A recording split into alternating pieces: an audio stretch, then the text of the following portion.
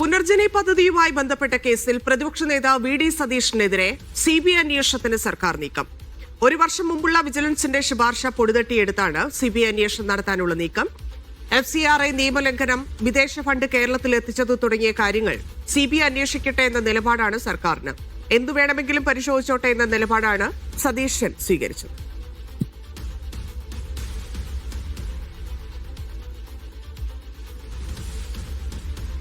കേസിന്റെ വിശദാംശങ്ങളുമായി സൈൻലാബ്ദീനും ഒപ്പം കോൺഗ്രസ് ഇതിനെ എങ്ങനെ എടുക്കുന്നു, എങ്ങനെ പ്രതിരോധിക്കുന്നു എന്ന വിവരങ്ങളുമായി മുഹമ്മദ് അസ്ലവും ചേരുന്നുണ്ട്. ആദ്യം സൈഫിലേക്ക്. സൈഫ്, ഇപ്പോൾ ഈ ഘട്ടത്തിൽ ഇങ്ങനെയൊരു കേസ്, അതായത് CBI അന്വേഷണത്തിനുള്ള വിജിലൻസിന്റെ ശുപാർശ വരുമ്പോൾ സ്വാഭാവികമായിട്ടും അത് ഇലക്ഷനുമായി ബന്ധപ്പെട്ട് കണക്ട് ചെയ്തൊക്കെയായിരിക്കും ചർച്ചയാകാൻ പോകുന്നത്. പക്ഷേ ഇതിന്റെ ഒരു ഗൗരവം എത്രത്തോളമാണ്? ഈ അന്വേഷണത്തിന് ശുപാർശ നൽകിയിരിക്കുന്നത് നേരത്തെയുള്ളതാണ്, ഒരു വർഷം മുമ്പുള്ളതാണ് എന്ന് മനസ്സിലാക്കുന്നു. എങ്ങനെയാണ് സർക്കാർ ഇതിനെ സമീപിക്കുന്നത്? സർക്കാർ ഉദ്ദേശിക്കുന്നത് എന്താണ്? ഇതൊരു രാഷ്ട്രീയ പോരിലേക്ക് എത്തിച്ചേരും എന്ന കാര്യത്തിൽ സംശയമില്ല ധന്യ. കാരണം ഇത് ഒരു വർഷം മുമ്പുള്ള ശുപാർശയാണ് എന്നുണ്ടെങ്കിലും അത് സംസ്ഥാന സർക്കാർ ഇപ്പോൾ പൊടി തട്ടിയെടുക്കണമെങ്കിൽ അതിന് ചില ഉദ്ദേശ ലക്ഷ്യങ്ങളുണ്ട് എന്ന് വേണം കണക്കാക്കാൻ. ഇനി ഏകദേശം ഒരു രണ്ടരയോ മാസം മാത്രമാണ് നിയമസഭാ തെരഞ്ഞെടുപ്പിന് ബാക്കിയുള്ളത്. അതിനിടയിൽ പ്രതിപക്ഷത്തിന് തന്നെ ഏറ്റവും ഉന്നതനായ നേതാവിനെ പിടിക്കാൻ വേണ്ടിയുള്ള ചില നീക്കങ്ങൾ സംസ്ഥാന സർക്കാർ നടത്തുന്നു എന്നുള്ള സൂചനകളാണ് ഇപ്പോഴത്തെ ഇത് വഴി പുറത്തു വരുന്നത്. മാത്രമല്ല 20-ാം തീയതി നിയമസഭാ സമ്മേളനം തുടങ്ങുകയാണ്. പ്രതിപക്ഷത്തിന്റെ കയ്യിൽ വലിയ രീതിയിലുള്ള ആയുധങ്ങളുണ്ട്. അതിനിടയിലേക്ക് ഇതുകൂടി കൊണ്ടുവെക്കാനുള്ള നീക്കം സംസ്ഥാന സർക്കാർ നടത്തുന്നുണ്ട്. എന്നാലും സംസ്ഥാന സർക്കാർ അതിനകത്ത് അന്തിമ തീരുമാനം എടുത്തിട്ടില്ല. അത് പൊടി തട്ടിയെടുത്ത് അതിപ്പോൾ പുറത്തു വന്നിട്ടുണ്ട്. ഇനിയിപ്പോൾ CBIക്ക് അത് നൽകണമോ വേണ്ടോ എന്നുള്ള തീരുമാനമാണ് വരേണ്ടത്. അത് മുഖ്യമന്ത്രി തലത്തിൽ നിന്നാണ് ഉണ്ടാകേണ്ടത്. ഏതാണ്ട് ഒരു വർഷം മുമ്പ് ഈ പുനർജനി പദ്ധതിയുമായി ബന്ധപ്പെട്ട് 1.5 വർഷം എടുക്കുന്നെന്ന് തോന്നുന്നു. പുനർജനി പദ്ധതിയുമായി ബന്ധപ്പെട്ട് ചില പരാതികൾ വിജിലൻസ് മുഖ്യമന്ത്രിക്ക് മുന്നിലേക്ക് എത്തുകയും അതിന് വിജിലൻസിന് കൈമാറുകയും ചെയ്തു. വിജിലൻസ് കൈമാറിയപ്പോൾ വിജിലൻസ് അതിനകത്ത് വിശദമായ പരിശോധന നടത്തി. UK അടക്കമുള്ള സ്ഥലങ്ങളിൽ നിന്ന് പ്രതിപക്ഷ നേതാവ് വിവിധ യോഗങ്ങൾ വിളിച്ചുകൊണ്ട് അവിടെ നിന്ന് പണപ്പിരിവ് നടത്തി. ഏതാണ്ട് 20 ലക്ഷം രൂപയോളം പണപ്പിരിവ് നടത്തി. അവിടെ പറവൂർ മണ്ഡലത്തിൽ ഈ ദുരിതാശ്വാസ ക്യാമ്പുകളിൽ താമസിക്കുന്ന ആൾക്കാർക്ക് വീട് വെച്ച് നൽകാനാണ്, അതുപോലെ തന്നെ ജീവിതം കൊണ്ടുപോയ ആൾക്കാർക്ക് സഹായം എത്തിക്കാൻ വേണ്ടിയാണ് എന്ന് പറഞ്ഞുകൊണ്ടാണ് 20 ലക്ഷത്തോളം രൂപ അദ്ദേഹം പുനർജനി എന്ന് പേരിട്ട പദ്ധതി വഴി മണപ്പാട്ട് ഫൗണ്ടേഷൻ വഴി കേരളത്തിലേക്ക് എത്തിച്ചത്. അത് ആദ്യഘട്ടത്തിൽ അതിനകത്ത് പരിശോധന നടത്തുകയും അതിനകത്തൊരു റിപ്പോർട്ട് വിജിലൻസ് കൈമാറുകയും ചെയ്തു. അന്വേഷണ സംഘം വിജിലൻസ് ഡയറക്ടർക്ക് കൈമാറുകയും ചെയ്തു. അതിൽ പറഞ്ഞിരുന്ന പ്രധാനപ്പെട്ട 2 കാര്യങ്ങളുണ്ട്. ഒന്ന്, ഇതിൽ വിദേശ നാണ്യ വിനിമയ ചട്ടവുമായി ബന്ധപ്പെട്ട് ചില കേസുകൾ കിടക്കുന്നുണ്ട്. കാരണം വിദേശത്ത് നിന്ന് പണം കൊണ്ടുവന്ന കേസാണ്. വിജിലൻസിന് അന്വേഷിക്കുന്നതിന് ചില പരിമിതികളുണ്ട്. അതുകൊണ്ട് ഈ കേസ് CBIക്ക് വിടണം എന്നുള്ളതാണ് ഒരു ശുപാർശ. മറ്റൊന്ന്, നിയമസഭാ ചട്ടം 41 പ്രകാരം പ്രതിപക്ഷ നേതാവിന് എതിരെ സ്പീക്കർക്ക് നടപടിയെടുക്കാം എന്നുള്ള കാര്യം കൂടി അതിനകത്ത് ചൂണ്ടിക്കാട്ടിയിരുന്നു. ഈ റിപ്പോർട്ട് യോഗേഷ് ഗുപ്തയുടെ കയ്യിലേക്ക് വരികയും യോഗേഷ് ഗുപ്ത ഇത് തന്നെ എഴുതി മുഖ്യമന്ത്രി പിണറായി വിജയൻ കൈമാറുകയും ചെയ്തു. അന്ന് സംസ്ഥാന സർക്കാർ എടുത്ത നിലപാട് ഈ വിഷയത്തിൽ ഇപ്പോൾ ഈ രീതിയിലുള്ള ഒരു അന്വേഷണം വേണ്ട എന്നുള്ളതാണ്. ഇതിന് തൊട്ട് പിന്നാലെ തന്നെ മനോജ് എബ്രഹാം സംസ്ഥാന സർക്കാരിന്റെ വിശ്വസ്തനായ ഉദ്യോഗസ്ഥനാണ്.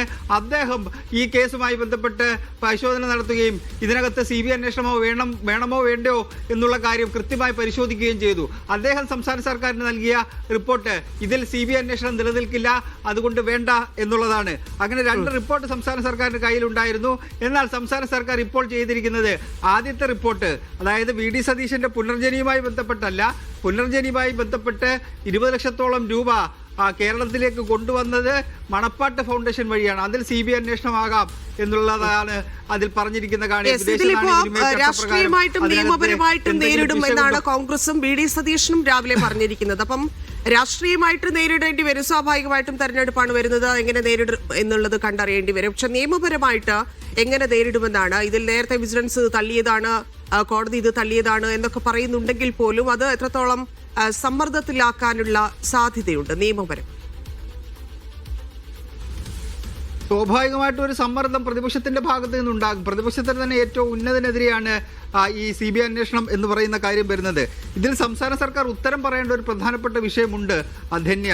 ഈ CBI അന്വേഷണവുമായി ബന്ധപ്പെട്ട്, കേന്ദ്ര ഏജൻസികളുടെ അന്വേഷണവുമായി ബന്ധപ്പെട്ട് CPM നയപരമായ ഒരു തീരുമാനം എടുത്തിട്ടുണ്ട്. കേന്ദ്ര ഏജൻസികളെ ഉപയോഗിച്ചുകൊണ്ട് പ്രതിപക്ഷം ഭരിക്കുന്ന പാർട്ടികളിലെ സംസ്ഥാന സർക്കാരുകളെ ബുദ്ധിമുട്ടിലാക്കാൻ വേണ്ടി BJP സർക്കാർ ചില നീക്കങ്ങൾ നടത്തുന്നു എന്നുള്ളതാണ് കേന്ദ്ര ഏജൻസികളുമായി ബന്ധപ്പെട്ട് സംസ്ഥാന CPM എടുത്തിരിക്കുന്ന പൊതു നിലപാട്. അത് ഒരു ഭാഗം. പക്ഷേ ഇനി CBI അന്വേഷണവുമായി ബന്ധപ്പെട്ട് ഇവിടെ നടക്കാൻ പോകുന്ന ഒരു പ്രധാനപ്പെട്ട വിഷയം സ്വർണ്ണക്കടത്ത് കേസുമായി ബന്ധപ്പെട്ട് അന്വേഷണ സംഘത്തിൽ ഞങ്ങൾക്ക് വിശ്വാസമില്ല. അതിൽ കേരള പോലീസുമായി അന്വേഷണ സംഘത്തിലെ ആൾക്കാർ അത് സർക്കാരുമായി ചേർന്ന് നിൽക്കുന്ന ആൾക്കാരാണ്. അതുകൊണ്ട് ഇത് CBI അന്വേഷിക്കണം എന്ന ആവശ്യം പ്രതിപക്ഷം ഇതിനോടകം തന്നെ മുന്നോട്ട് വെച്ചിട്ടുണ്ട്. മുഖ്യമന്ത്രി പരസ്യമായി പറഞ്ഞു ഇതിനകത്ത് CBI അന്വേഷണം ഇല്ല എന്ന് പറഞ്ഞുകൊണ്ട് ആ ചാപ്റ്റർ അവിടെ ക്ലോസ് ചെയ്യുകയാണ് മുഖ്യമന്ത്രി ചെയ്തത്.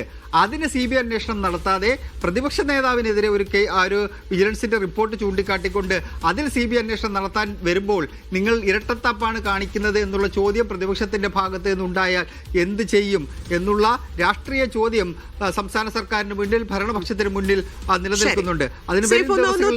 മുഹമ്മദ് അസ്ലം കൂടി ചേരുന്നുണ്ട്. കോൺഗ്രസ് ഇതിൽ എങ്ങനെയാണ് പ്രതികരിക്കുന്നത് എന്ന് അറിയേണ്ടതുണ്ട്. കോൺഗ്രസ് നേതാക്കൾ എല്ലാവരും വയനാട്ടിലുണ്ട്.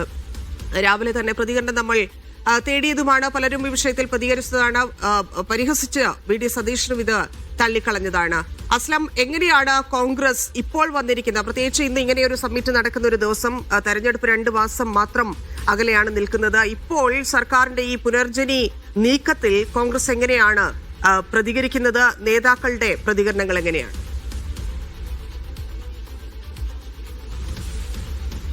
തികച്ചും രാഷ്ട്രീയ ലക്ഷ്യത്തോടു കൂടിയുള്ള ഒരു നീക്കമാണ് ഇപ്പോൾ സർക്കാർ നടത്തിയതെന്ന് തന്നെയാണ് കോൺഗ്രസ് കരുതുന്നത്. പ്രത്യേകിച്ച് കോൺഗ്രസ് ഒരു തദ്ദേശ തെരഞ്ഞെടുപ്പിന് ശേഷം, വിജയത്തിന് ശേഷം നിയമസഭാ തെരഞ്ഞെടുപ്പിലെ ഒരുക്കങ്ങൾ ചർച്ച ചെയ്യാനായി ഒരു ക്യാമ്പ് നടത്താൻ തീരുമാനിച്ചതിന് അന്ന് രാവിലെ തന്നെ പ്രതിപക്ഷ നേതാവിനെതിരെ അത്തരമൊരു CBI അന്വേഷണ ശുപാർശ ഉൾപ്പെടെയുള്ള കാര്യങ്ങൾ മുന്നോട്ട് വയ്ക്കുമ്പോൾ അതിന്റെ ലക്ഷ്യം കൃത്യമായി ആണെന്ന് രാഷ്ട്രീയ ലക്ഷ്യം തന്നെയാണെന്ന് അവർ മനസ്സിലാക്കുന്നു.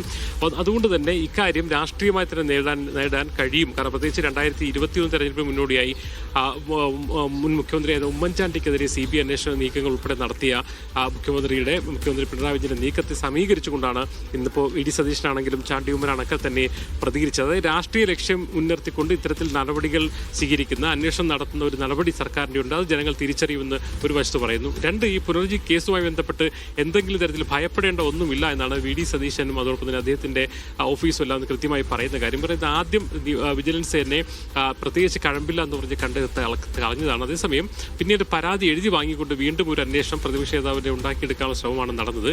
ഇപ്പോൾ ഉണ്ടായ ഈ CBI അന്വേഷണ റിപ്പോർട്ട് 1 വർഷം മുമ്പ് വന്ന അന്വേഷണ ശുപാർശ പോലും വിജിലൻസ് ഡയറക്ടർമാർ ഇതിൽ മുന്നോട്ട് പോകുന്നതിൽ വലിയ കാര്യമില്ല എന്ന് കണ്ട് നിർത്തിയതാണ്. അതേസമയം സർക്കാർ ഒരു രാഷ്ട്രീയ സീറ്റായി ഇപ്പോൾ ഇറക്കുന്നു. അതുകൊണ്ട് തന്നെ അത് മുന്നോട്ട് കൊണ്ടുപോയാൽ അത് സർക്കാരിന് തന്നെ തിരിച്ചടിയാവും എന്നുള്ള ഒരു കാര്യമാണ് നേതാക്കൾ പറയുന്നത്. അതുകൊണ്ട് തന്നെ ഒരുപക്ഷെ VD സതീശനെ പിന്തുണച്ച് എല്ലാവരും, രമേശ് ചെന്നിത്തല ഉൾപ്പെടെ അടക്കം കെ മുരളീധരൻ അടക്കം എല്ലാ നേതാക്കളും ഒരേ ഒറ്റ സ്വരത്തിൽ തന്നെ VD സതീശനെ സംരക്ഷിച്ച് രംഗത്ത് വരുന്നതും നമുക്ക് കാണാൻ കഴിഞ്ഞു. അതായത് UDF ക്യാമ്പിന് വലിയ ആശങ്ക ഇക്കാര്യത്തിൽ ഉണ്ടാവുന്നില്ല എന്നൊരു സൂചന കൂടി നമുക്ക് വരുന്നുണ്ട്. എന്തായാലും വലിയൊരു ആത്മവിശ്വാസം തദ്ദേശ തെരഞ്ഞെടുപ്പിന് അവർ വരുന്നത്. കാരണം പലതരത്തിലും രാഹുൽ മോഹൻകുട്ടത്തിനെതിരായ അന്വേഷണ കേസുകൾ ഉൾപ്പെടെ വളരെ ശക്തമായി ഉയർത്തിയിട്ട് പോലും അതൊക്കെ മറികടക്കുന്ന രീതിയിലുള്ള ഒരു വിജയം തദ്ദേശ തെരഞ്ഞെടുപ്പിൽ ഉണ്ടായത് ജനങ്ങളിലുള്ള സർക്കാരിനെതിരായ ഭരണവിരുദ്ധ വികാരമാണ്.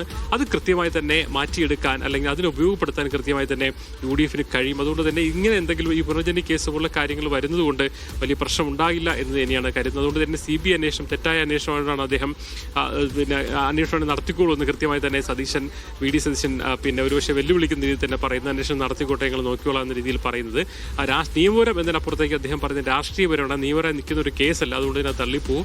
അതേസമയം ഈ ഒരു നീക്കത്തെ രാഷ്ട്രീയപരമായി നേരിടും എന്നാണ് പറയുന്നത്. എന്തായാലും UDF ക്യാമ്പിൽ ഒരു അങ്കലാപ്പുണ്ടാക്കാനാണ് ശരിക്കും ഇത്തരമൊരു കാര്യം വന്നെങ്കിലും പോലും ഒരുപക്ഷെ VD സതീശനെ സംരക്ഷിച്ച് എല്ലാ നേതാക്കളും ഒരുമിച്ച് നിൽക്കുന്ന ഒരു കാഴ്ചയാണ് നമുക്ക് ഇന്നിവിടുത്തെ ക്യാമ്പിൽ നടത്താൻ കഴിഞ്ഞത്. എന്തായാലും ഈ ക്യാമ്പിന്റെ ആദ്യ ദിവസം തന്നെ അത്തരം ഒരു സർക്കാർ നീക്കം നടത്തിയത് വളരെ ഒരുമിച്ച് ഇന്ന് കോൺഗ്രസ് നേതാക്കൾ പ്രതിരോധിക്കുന്ന കാഴ്ചയാണ് നമ്മളിന്ന് കണ്ടത്.